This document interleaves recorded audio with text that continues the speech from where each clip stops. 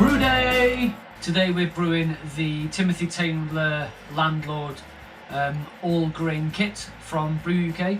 So this is an honest review, an opinion on the outcome really of this beer. Probably been a couple of different videos as well.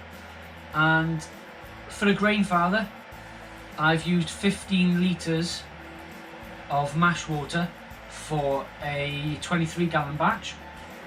Whoa, 23 litre batch, and then 18 litres for the sparge, and that should work out fine. What's in the box? We have 3 kilos of Marisota in one bag. We have 1.25 in another bag with, as you can see, a little bit of black malt, which is, yeah, that's 30 grams of black malt. East Kent Golding hops and Styrian Golding hops, and the process is 30 grams of each at the start of the boil and then 20 grams of Styrian Goldings 10 minutes before the end. And last but not least, box skills, Nottingham Ale yeast. I'm going to rehydrate this. I don't normally rehydrate dried yeast like USO5, but seeing as it says on the pack, I'm going to do it. Why not? Smash in.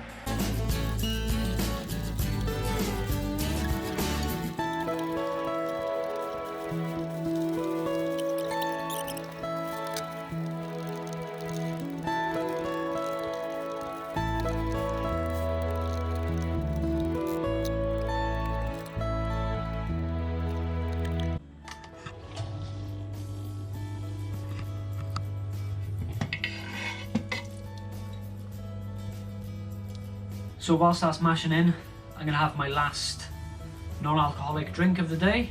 Woo! 60-minute mash. Actually says 90 minutes for a conventional or standard brew, or 60 minutes for a Braumeister. I'm going 60 minutes for the Grainfather as well. Still haven't managed to fix my extractor fan either. I'm struggling to get the correct part for it. So for the sparge, we're going for 18 litres. Got a sight glass here, so it's right at the top.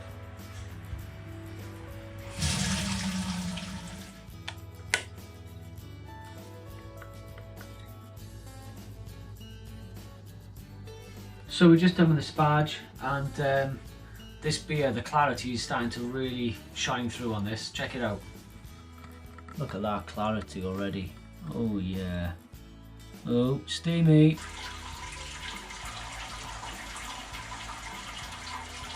So let us do his thing. Also, just cracked open one of these after seeing Simon from Real Ale Craft Beer, after seeing his review of this. Very nice beer. Vermont Session IPA. Iechyd.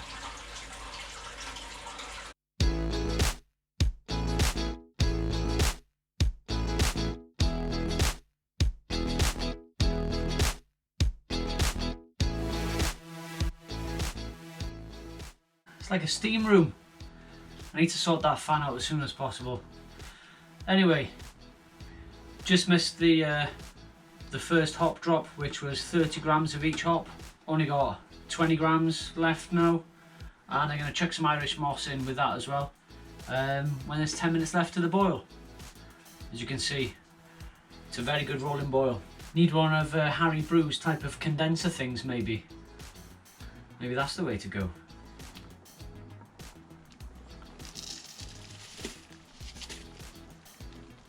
So that's the last addition for this beer, yeast nutrient.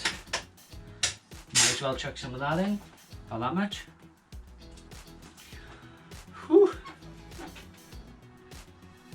So it's a little bit more bearable in here now, don't need any fog lights or anything. So I'm just recirculating the wort through the counterflow chiller, just about 5 or 10 minutes. Got my yeast rehydrating. Got this bad boy sterilising. First time using it, and from what I can see, it's looking pretty clear already. It's looking good.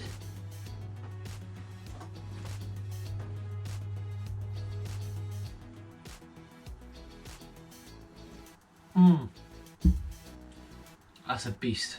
It's like a punch in the jaw with every sip. It's lovely. Let's get this done.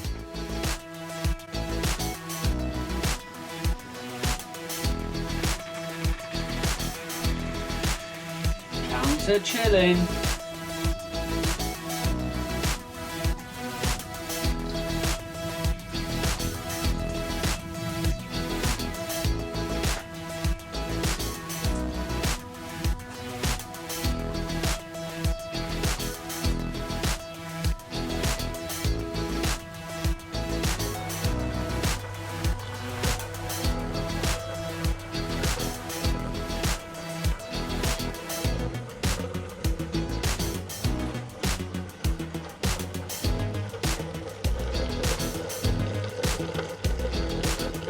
So we're just coming to the end of the transfer now. This brew bucket's filling up right to the brim, and you just see a lot of protein and hops at the bottom of this one.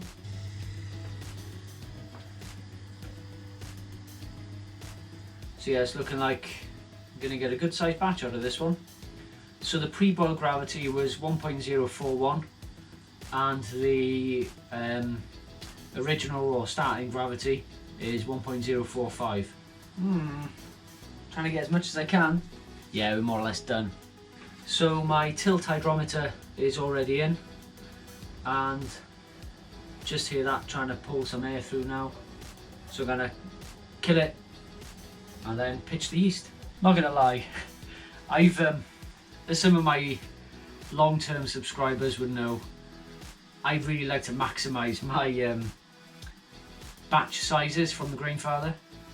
Now, you can't really do it with a brew bucket because I haven't got much room for fermentation to happen in this.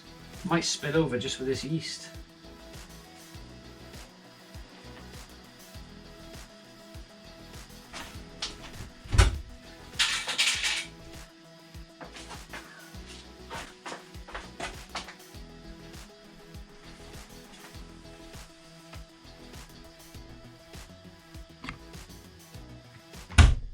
So thank you very much for watching this video.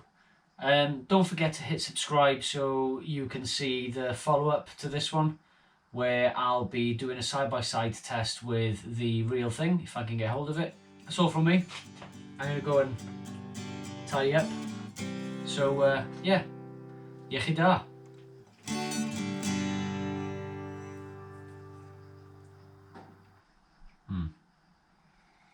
Don't want to start tidying up. Can't be arsed.